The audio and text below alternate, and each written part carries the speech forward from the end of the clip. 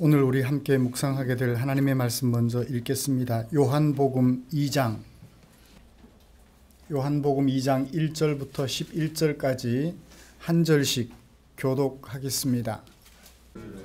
같이 읽읍시다. 예수께서 이 첫 표적을 갈릴리 가나에서 행하여 그의 영광을 나타내심에 제자들이 그를 믿으니라. 아멘. 오늘은 고난주간이 시작되는 첫날입니다. 성찬식에 참여하는 것은 물론이요, 우리 예수님의 고난당하신 사실을 생각하며 그 고난의 의미를 마음에 새기려는 우리를 위하여 하나님께서는 요한복음 2장 1절부터 11절까지 말씀을 주셨습니다. 이 말씀을 가지고 예수님의 첫 번째 표적이라는 제목으로 설교하려고 합니다. 말씀 나누는 중에 하나님의 크신 은혜가 우리 모두에게 함께 하시기를 기도합니다.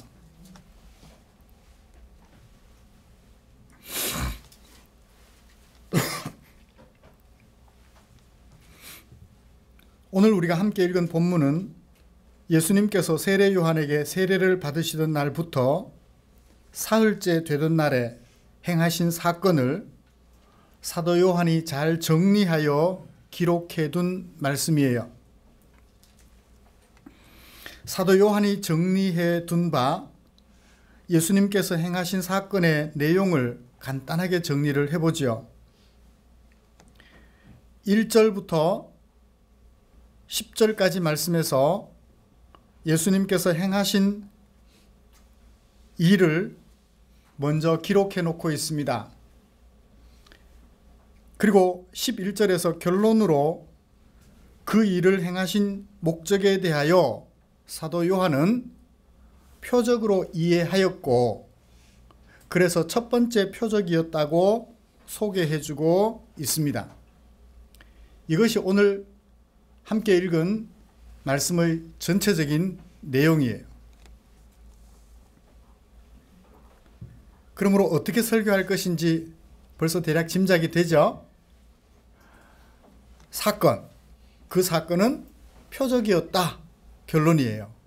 그러므로 표적이라는 얘기를 좀 나누고, 그러면 그 사건은 무엇을 표적으로 삼았는지 같이 살펴보면서 은혜를 나누고 싶습니다. 11절 결말 부분에서 사도 요한은 예수님께서 행하신 이 사건을 표적이라고 했어요. 표적이 뭐죠? 표적이 뭐예요? 우리말 달인 출전하셨다 생각하시고 표적이라는 말의 의미를 좀 살펴보죠. 화살을 겨눠요. 관역. 그걸 뭐라고 말해요? 표적이라고 하죠. 또 표적이라 하면 어떤 단어들이 있을까요? 어떤 의미들을 가지고 있을까요? 표적.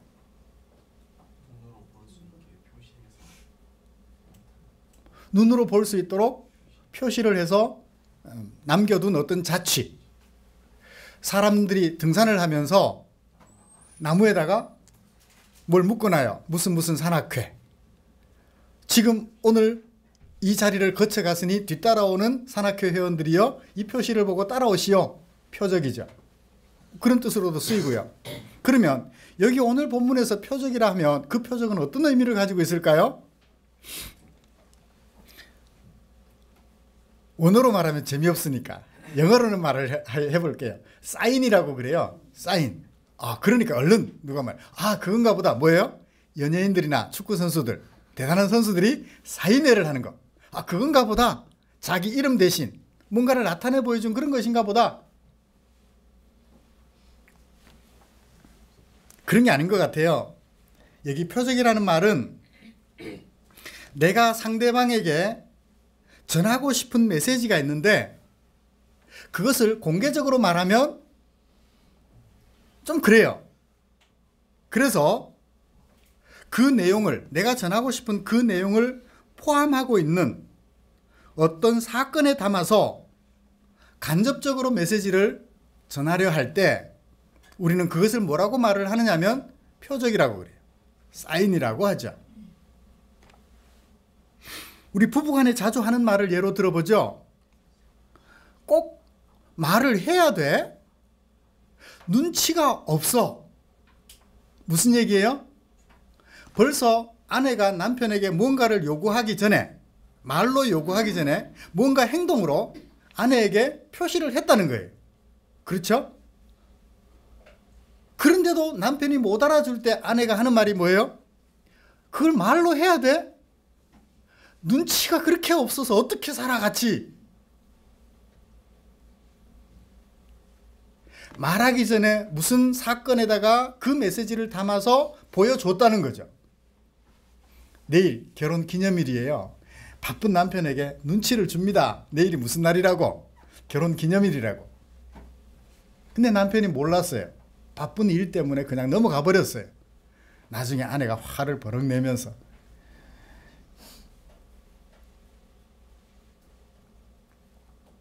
그럴 때 하는 말이 뭐라고요? 표적이라고 한다고요. 사인을 보내주는 거죠.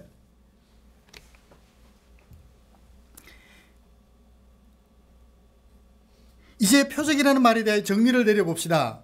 표적이란 말하고 싶은 내용을 말하기 전에 그 내용을 담고 있는 어떤 사건을 행하는 것.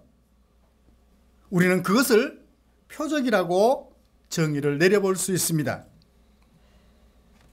언제 이렇게 표적이 되는 행위를 할까요? 전달하고자 하는 메시지가 매우 중요할 때, 또는 전달하고자 하는 메시지가 상대방에게 노골적으로 말하기가 좀 어색할 때, 그쵸? 표적을 행해요. 너무 중요한데 한꺼번에 다 드러내면 다 잘 모를 것 같아서, 이런 이유들로 인하여 우리는 종종 표적이라는 것을 행하곤 합니다. 부부간에는 전하고자 하는 메시지를 공개적으로 하기가 어색할 때 사인을 보내주기도 하지요.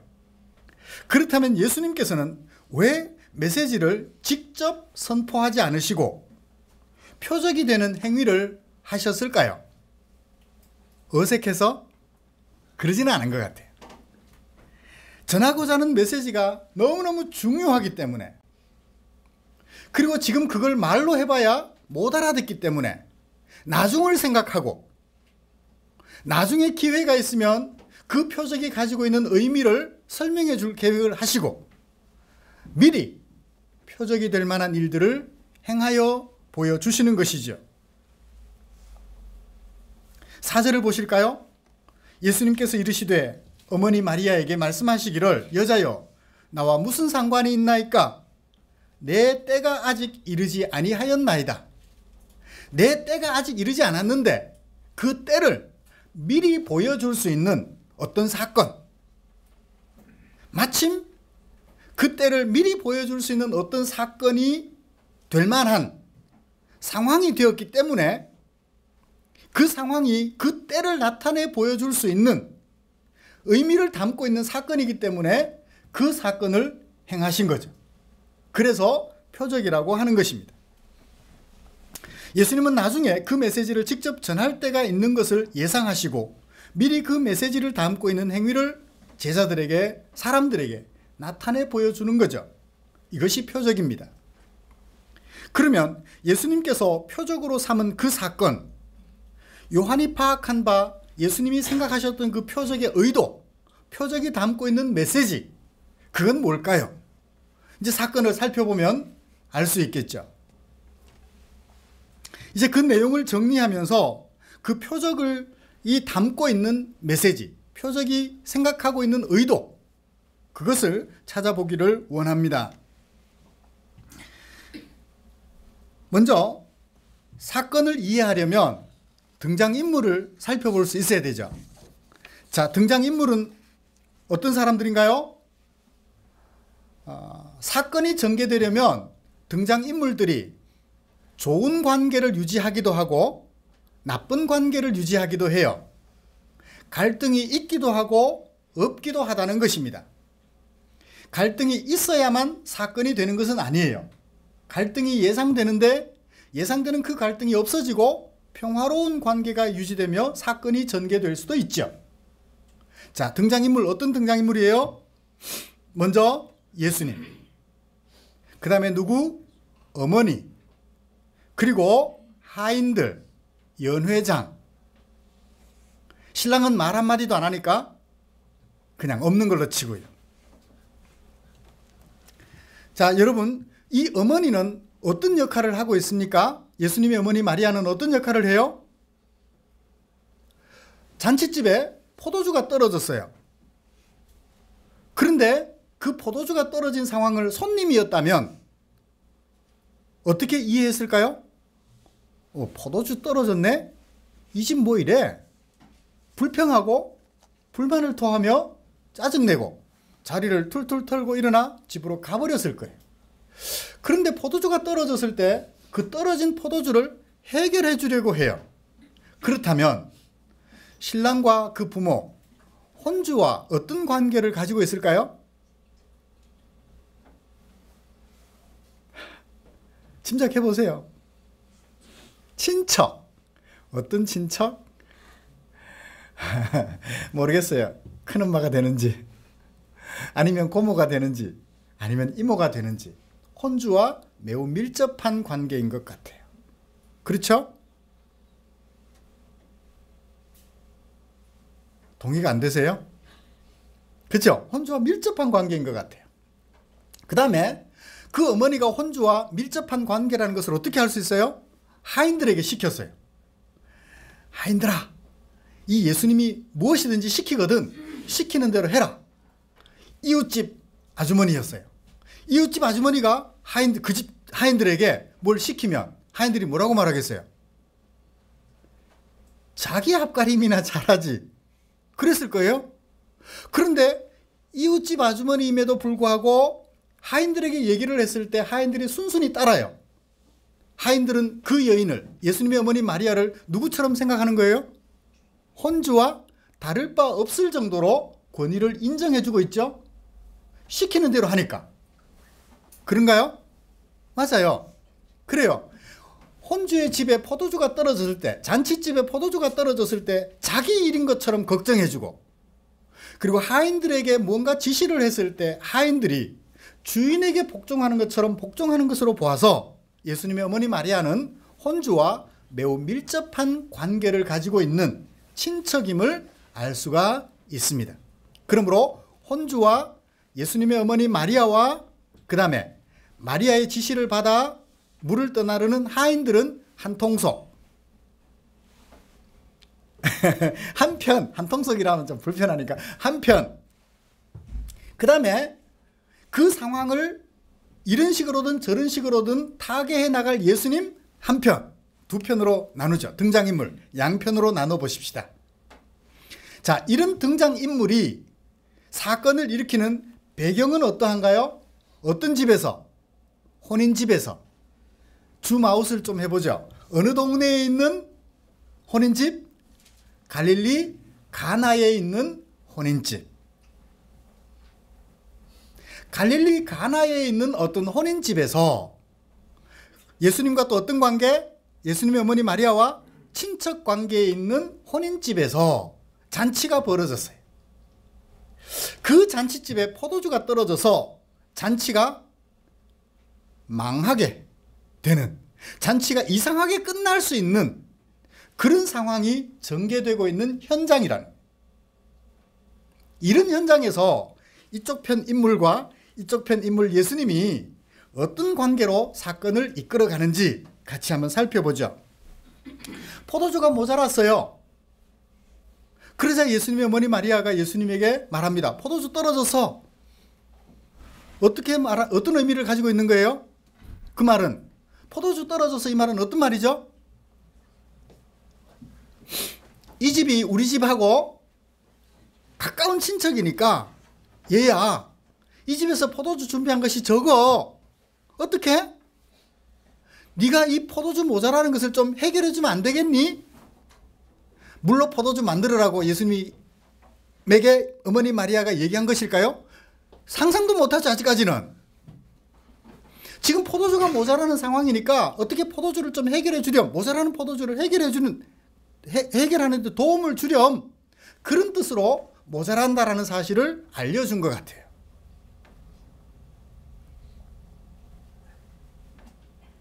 이것을 가톨릭에서는 예수님의 어머니 마리아가 일찍 예수님을 아시고 예수님에게 부탁을 했더니 예수님이 포도주 만들어줬다. 그러므로 성모 마리아에게 부탁을 하면 예수님에게 우리가 부탁한 것을 받을 수 있다. 그래서 성모 마리아를 삼위일체 다음에 두는 뭐 그런 식으로, 그래서 성모라는 이름을 붙일 만큼 성경을 이상하게 해석하는 데 사용해요. 자, 그건 접어두고요. 다시 본문으로 돌아왔어요. 아들 예수님에게 포도주 떨어졌으니 이거 어떡하냐, 남의 집 일도 아니고 우리 친척 일이니까 네가 좀 도움을 주렴, 그렇게 이해를 할 수 있을 것 같아요. 그러자 예수님께서 말씀하셨어요. 내 때가 아직 이르지 않았습니다. 포도주 떨어졌는데 내 때라는 얘기를 해요. 표적이라는 얘기죠. 이 포도주 떨어진 이 사건, 잔치집에 포도주 떨어진 이 사건 통하여서 뭔가 메시지를 전하려고 의도하셨다는 거예요. 요한은 그것을 알아채고 뭐라고 말했다고요? 표적인 첫 번째 표적이었다라고 얘기를 하는 거죠. 자, 이제 갈등이 예상됩니다. 이제 개입하기로 작정하셨어요. 메시지를 전해야 되니까. 노골적으로 전하지 않고 사건을 통해서 메시지를 전해야 되니까 결심하신 예수님께서 이제 사건을 전개해 나가십니다. 하인들에게 명령을 해요. 정결 예식을 위하여 준비해둔 항아리에 물을 가득가득 채워라. 그렇게 얘기를 하였습니다.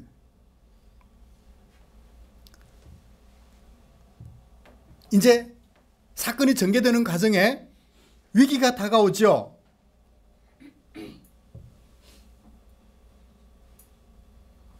하인들이 예수님 어머니 마리아에게 들었어요. 무슨 얘기하는 거? 포도주 떨어졌다는 얘기하는 거. 그렇다면 예수님이 하인들에게 뭐를 지시해야 돼요? 자, 포도주 있는 집 찾으러 가자, 포도주 사러 가자 하고 하인들을 데리고 가야 되는데 무슨 일 시켜요? 정결 예식을 위하여 물을 담아두는 항아리에다가 물을 채우라는 거예요. 아니, 지금 포도주가 떨어져가지고 포도주가 모자라서 큰일이 났는데 모자라는 포도주 구할 생각은 안 하고 물 채우라니, 물을 항아리에 채우라니. 여러분들이 하인 같았으면, 똑똑한 하인 같았으면 뭐라고 하시겠어요? 예? 여러분이 하인들이었다면 예수님에게 뭐라고 말하시겠어요? 이 아저씨 왜 이래? 지금 포도주 떨어졌다는데 항아리에 물을 채우라니요. 포도주 가지러 가자고, 아는 집에 포도주가 있으니까 그 집에 포도주 가지러 가자고 얘기를 해야 되지 않겠습니까? 아, 나 그건 못해요 하고 하인들이 반발할 위기 상황이 예상이 되어집니다. 그죠? 그런데 그 위기 상황은 어떻게 진행되어 가나요? 예상했던 위기는 찾아오지 않고 하인들이 그대로 따라합니다. 돌로 만든 항아리 6개에다가 물을 가득가득 채웠어요. 하인들이 또 항의할 만한 위기 상황이 전개됩니다. 물을 채우고 나자 예수님께서 뭐라고 말씀하셔요? 물을 떠가지고 연회장에게 갖다 주래요. 이 아저씨 봐라, 포도주 가지러 가자 소리 안 하고 항아리에 물 채우라고 말했을 때 좀 이상했는데, 아니 물을 떠다가 연회장에게 갖다 주라고? 이 아저씨 돌았나? 아직 결혼을 안 하셨으니까 이 총각이 돌았나? 당신이 갖다 주시오 라고 말할 수도 있는 상황이에요. 그런데 그 하인들이 위기 상황을 전개하기보다는 어떻게 해요? 그 물을 떠서 연회장에게 갖다 줬습니다. 그런데 연회장이 그 포도주 맛을 보더니 물인 줄 알고 마셨겠어요? 포도주인 줄 알고 마셨겠어요? 하인들이 갖다 주니까 포도주인 줄 알았죠? 포도주인 줄 알고 마셨는데 이전까지 마셨던 포도주와 비교할 수 없을 정도로 맛있는 포도주였어요. 좋은 포도주라고 표현하고 있습니다.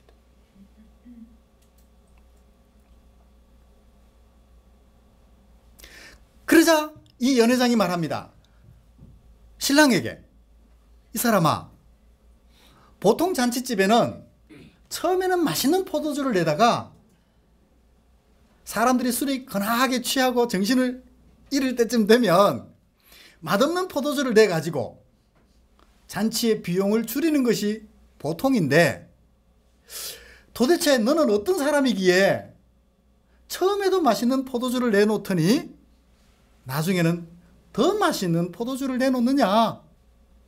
깜짝 놀라는 것이 오늘 사건의 전부예요.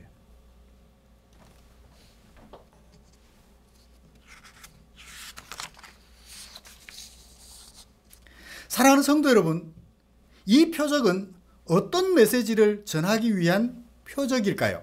이 표적에 예수님은 어떤 메시지를 담아두기를 원하셨을까요? 가만히 살펴보십시다. 어떤 항아리에 물을 채우라고 그랬어요? 정결 예식을 위하여 물을 담아두는 항아리에다가 물을 채우라 그랬어요. 자, 지금까지 포도주를 담아두었던 항아리가 비어있어요? 가득 차 있어요? 비어있어요. 포도주를 만들려고 하면 어느 항아리에 물을 채워야 돼요? 포도주를 담아두었던 항아리에 물을 채워야 정상입니다. 안 그런가요? 정결 예식을 위한 항아리란 어떤 것이냐면, 외부에서 손님들이 왔을 때 발이 지저분하잖아요. 그 지저분한 발을 씻고 집에 들어오라고, 그 씻는 물이 바로 정결 예식을 위하여 물을 담아두는 항아리, 그 항아리에 담아둔 물이에요. 자, 그 물이 깨끗한 물일까요? 약간 지저분할 수도 있는 물일까요? 지저분할 수도 있어요. 세수하는 물하고 마시는 물하고는 다르잖아요. 그렇죠? 세수하는 물이라 생각하시면 돼요. 세수하는 물은 무슨 물? 수돗물. 마시는 물은 생수. 생수 담아두는 물 항아리하고 세수물 담아두는 항아리하고 다르죠? 그렇게 생각하시면 될 거예요. 그러니까 포도주가 모자라면 기존에 포도주를 담았던 항아리, 깨끗한 항아리, 식용 항아리, 식용할 수 있는 포도주를 담아두는 항아리, 거기에다가 물을 담으라고 해야 될 텐데 그냥 대충대충 세수할 물을 담아두는 약간은 지저분할 수도 있는 그 항아리에 물을 담아두라고 표현을 했던 거예요. 그렇다면 이것은 의미가 있다는 거예요. 그렇죠? 포도주가 모자랐으면 포도주를 담아두었던 항아리에 물을 채우고 그것을 포도주로 변화시켜서 연회장에게 갖다 줘야 되는데, 그렇지 않고 정결 예식을 위하여 준비해둔 그 항아리에 물을 담아라 했던 거예요. 예수님이 그 표적을 행하실 때 목적이 있었다는 거예요. 나는 어떤 분이라고? 나는 사람들을 정결하게 하는 분이라고.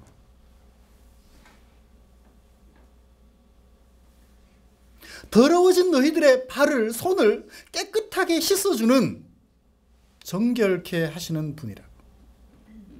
우리를 정결케 하실 수 있는 분은 누굴까요? 하나님밖에는 없어요.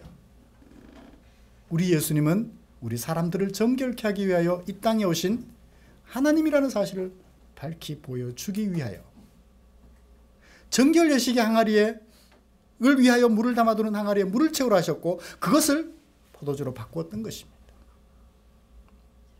이 세상 사람들 중에 우리를 정결케 하실 수 있는 이는 오직 예수님밖에 없어요.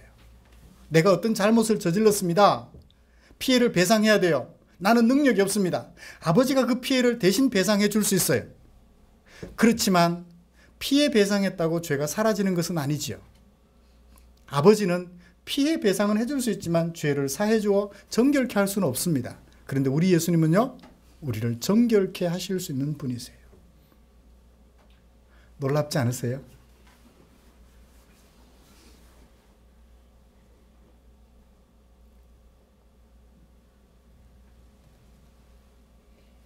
그 다음에 잔치집에 그 일이 어디에서 있었나요? 잔치집에서 있었어요. 이 잔치집에서 포도주도 무슨 의미를 담고 있는 것 같아요.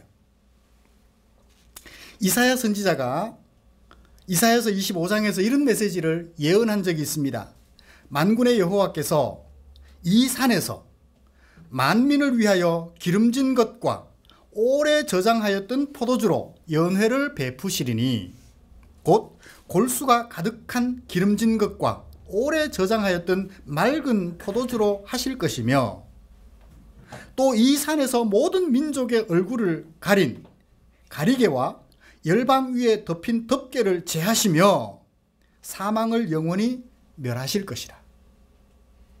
만군의 여호와께서 잔치를 베풀어 사람들의 눈을 가리고 있던 가리개, 사람들에게 더 씌워져 있던 사망이라는 덮개를 다 벗겨버리시고 참 생명의 잔치를 베푸시겠다고 예언하신 적이 있어요. 이사야 25장 6절, 7절, 8절, 9절 집에 돌아가셔서 읽어보십시오. 하나님께서 사람들의 눈을 가리고 있던 가리개, 사람들을 짓누르고 있던 사망이라는 굴레를 벗겨버리시고 맛있는 포도주, 오래 묵힌 맛있는 포도주와 기름진 고기들로 잔치를 베풀어 주시겠다고 말씀하셨어요. 예수님께서 이 땅에 오셔서 우리 사람들을 정결케 하실 뿐만 아니라 하나님 나라 잔치를 베풀어 우리로 사망의 그늘을 벗겨버리시고 하나님을 보지 못하도록 가리고 있던 눈 가리개를 벗겨버리셔서 참 하나님을 볼 수 있게 해주시는 분. 그 사실을 잔치집에 비유하여 메시지를 전해주고 있는 것이죠. 예수님은 우리를 정결케 하여 하나님 앞에 설 수 있게 해주고 우리 앞에 잔치를 베풀어 하나님을 볼 수 있으며 하나님의 영광을 경험하고 살아갈 수 있도록 맛보고 살아갈 수 있도록 해주시는 분이라는 사실을 우리에게 소개를 해주고 있습니다. 마지막으로 무엇으로 무엇을 만든 표적이었나요? 물로 포도주를 만든 것이었습니다. 포도주와 무슨 연관성이 있는 것 같아요. 예수님께서 십자가에 못 박히시기 전 마지막 날 밤, 목요일 저녁입니다. 제자들과 함께 만찬, 저녁 식사를 준비하게 하셨죠. 그 자리에서 예수님이 떡을 떼어 제자들에게 주시며 말씀하시기를 이는 너희를 위하는 나의 몸이니라. 떡을 나누신 후에 포도주 잔을 돌리시면서 말씀하시기를 이는 너희를 위하는 나의 피니라. 여기 포도주는 무엇을? 피를. 예수님께서 십자가에 못 박혀 피 흘리실 그때를 내다보는 거죠. 그러므로 내 때가 아직 이르지 아니하였나이다 라고 말씀하신 것 같아요. 아직은 십자가에 못 박혀 죽음 당할 때가 아닌데 이 혼인집 잔치에 포도주가 모자라는 상황을 이용하여 당신께서 십자가에 못 박혀 죽으심으로 우리를 정결케 하시고 세상 잔치는 사람들의 눈을 속이지만 좋은 포도주를 냈다가 마지막에 나쁜 포도주를 내는 눈을 속이는 잔치지만 예수님은 처음에도 좋은 포도주, 끝에 가면 더 좋은 포도주로 온전한 하나님 나라 잔치를 베풀어 우리에게 하나님의 영광을 경험하게 해주시는 분이라는 사실을 드러내 보여준 그 메시지를 담고 이 표적을 행해 보여주셨다는 거예요. 말씀을 마치겠습니다. 사랑하는 성도 여러분, 우리 앞에 예수님께서 펼쳐주셨던 이 표적, 사도 요한이 예수님의 그 의도를 알고 우리에게 소개해 준 이 표적 통하여 예수님은 나와 어떤 관계인지 마음속으로 정리해 보시기를 기대합니다. 예수님은 나를 정결케 하여 무엇으로? 당신의 생명 바쳐 십자가에 흘리신 보혈로 나를 정결케 하여 사람들이 처음과 나중을 속여먹는 사람들의 잔치와 달리 처음도 나중도 더 온전한 하나님 나라 잔치를 우리 앞에 베풀어 생명을 누리게 해주시는 그 예수님, 나를 위해 오셨음을 생각하며 그 예수님께 감사하는 마음을 담아 이 고난주간 보내는, 그래서 마음속에 은혜를 새기는 저와 여러분들 되시기를 주님의 이름으로 축원합니다. 기도하겠습니다. 사람들이 잘 깨달아 알지 못할까 염려하여 미리 표적에 당신의 마음을 담아 소개해 준 말씀을 함께 묵상하였습니다. 하나님 아버지, 우리를 향한 예수님의 배려 참 고마웠고 감사했습니다. 그리고 그 속에 담겨있는 메시지, 예수님은 십자가의 보혈로 우리를 정결케 하시며 처음보다 나중이 더 아름답고 더 행복한 하나님 나라 잔치에 초청하여 그 잔치에 참여하는 백성이 되게 하신 것 우리에게 알려주셨습니다. 우리 예수님께서 우리를 위하여 하신 이 일을 마음에 새기며 우리의 남은 생에 감사하는 마음으로 살아가기를 원합니다. 주여 우리와 함께하여 주시옵소서. 예수님의 이름으로 기도드리옵나이다. 아멘.